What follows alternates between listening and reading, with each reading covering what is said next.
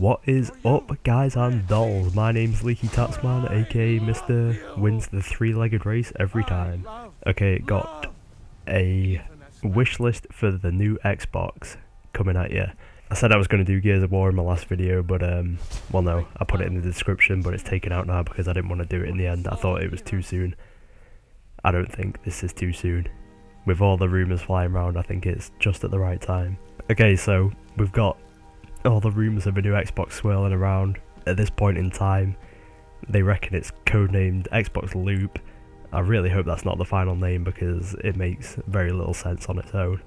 Xbox 720 is another name that is often used. Again, I hope they don't use that. I don't know what that they would use, but I'm sure they can come up with a better name than both of those. I've heard Next Box, but I mean, it's kind of a cool name, but once the Xbox after that comes out, next box just sounds stupid because it's the last box kind of thing. It's only the next box now while we still have a 360. It'll be a now box when we actually have one, so no, I'm not having that either. So yeah, name wise, I don't know what name they can do. Xbox 3 wouldn't make much sense at this point. As long as it keeps the actual Xbox name, that's the main thing that I want them to do. But other than that, go whatever route they want.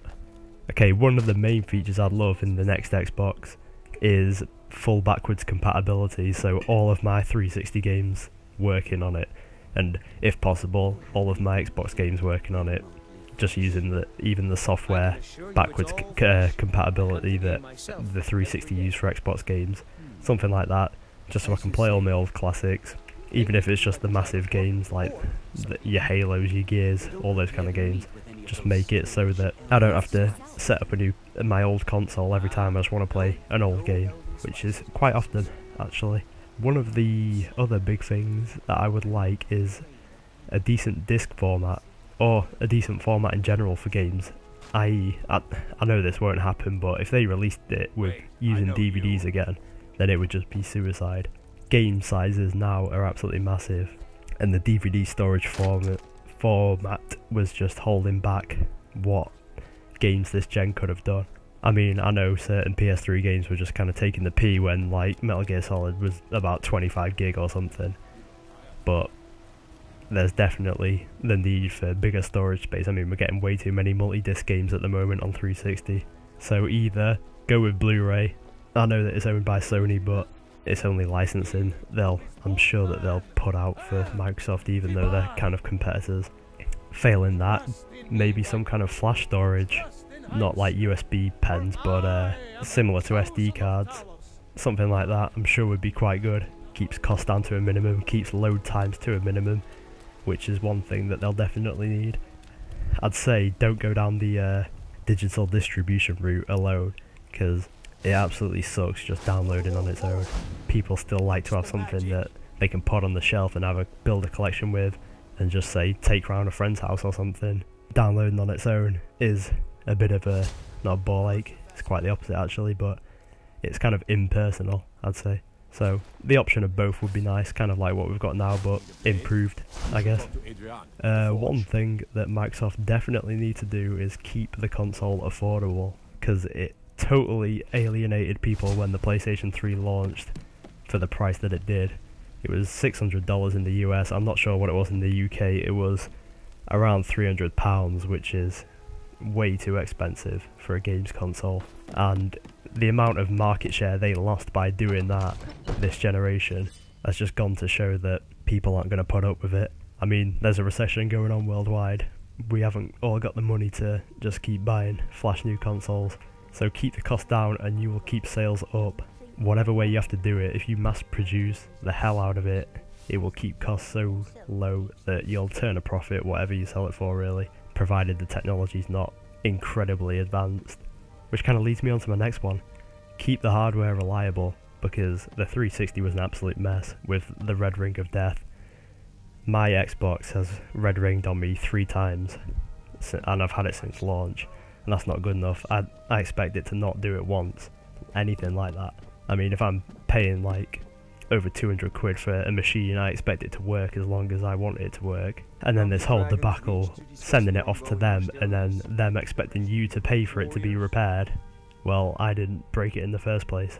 So you can bend over and just stick it where the sun don't shine, frankly.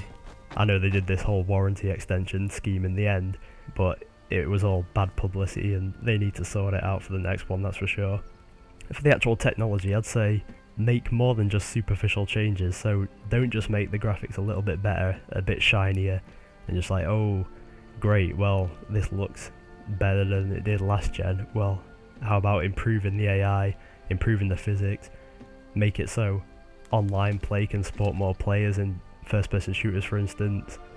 Just do a bit more than just making everything look a bit better, because frankly games now aren't at their peak in graphics obviously, but they're not going to get a great deal better in terms of the way they look. It's under the hood and the way they perform that are going to really make the difference to people. And try and innovate. This goes to more towards the developers as well. We're getting the same generic crap year after year, and it needs to change, in my opinion. Also, Microsoft need to make sure that a decent amount are available at launch, because I don't know what this new trend is where they just hold back the amount deliberately to, I know it's to drive up demand for the machine, but it leaves a lot of people wanting, and it's frankly peeing off a lot of customers. I mean, when I bought the Xbox at launch, back in 2005 or whatever year it was, maybe 2006, can't remember, but I had to buy it with 2 controllers and 3 games just to guarantee that I'd get it at launch, otherwise they wouldn't do it, because they weren't making enough money off me. So that was a bit of a pee take. And how about a few more options as well when we're buying our console? So some more colours. I mean, you had to get a white Xbox when it came out, and now if you want an Xbox it has to be black. I remember the good old days of the N64 when there was just a load of colours you could choose from, and the Game Boy Color that had like 6 different colours at launch. I'd like to have a few more options than just white or black. I think rocking a blue console or a red one would be awesome, but for some reason companies just never really do it anymore. So I think that'd be pretty cool. And make the launch lineup actually worthy of a console as big as the Xbox. The 360 launch was pretty underwhelming. It only had really Call of Duty 2 and Perfect Dark Zero that were of any quality, and that needs to be rectified in the next one, because there was, unless you were an FPS fan, there was bugger all to play really. One game that I would love to see at the start of the next Xbox is a sequel to Banjo-Kazooie. A proper sequel, not nuts and bolts.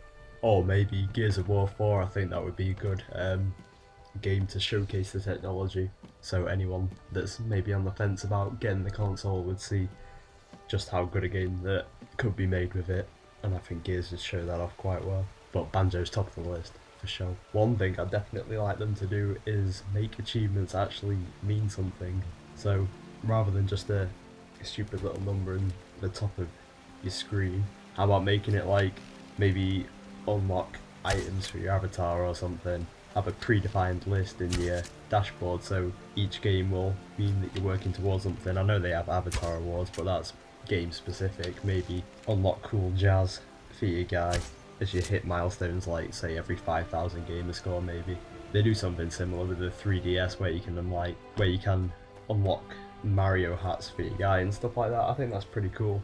Just incentivizes getting achievements more. Maybe people that don't really get achievements at the moment just think that they're not worth getting, so maybe give us a reason to get them. I'm going to actually do a list of things that I don't really want changing, because I think that they're pretty much fine the way they are. The main thing is the controller. It doesn't need changing at all, other than the D-pad, which was horrendous, but the 360 controller as it is, despite the D-pad, was pretty much perfect. Size, buttons, analog stick placement, triggers were all perfect. But then again, barely any games even use a D-pad, only like 2D games and beat 'em ups. So if they improve that and don't reinvent the wheel on this one, then it'll be perfect.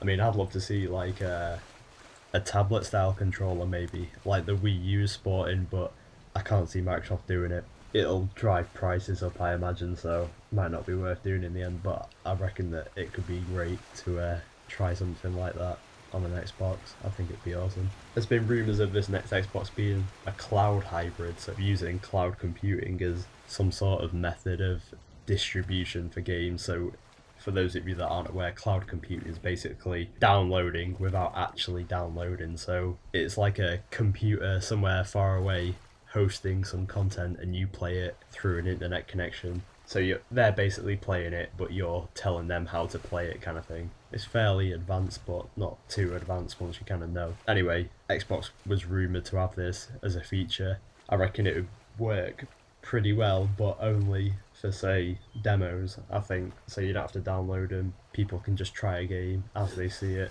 I think that'd be a neat idea. So I don't want full integration unless they're going to make it count. As for Kinect, I don't think they should integrate it in the console unless they can get it to a point where it costs next to nothing to make. So putting it in would only be like £10 extra or something. Kinect is really just a gimmick for me, and I don't see it having much use in proper games. I do like playing it, don't get me wrong, but most of the time it never adds anything to the actual game. It's just a voice command or a gesture, which isn't really adding a great deal. So all in all, a pretty sizable list of stuff that I want changed.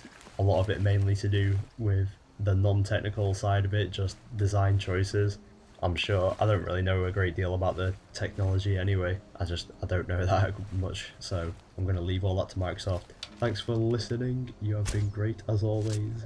I'd love to hear what everyone else wants in the new Xbox, or even in the new PlayStation or Wii U. I'm always interested to hear it, so thanks for listening.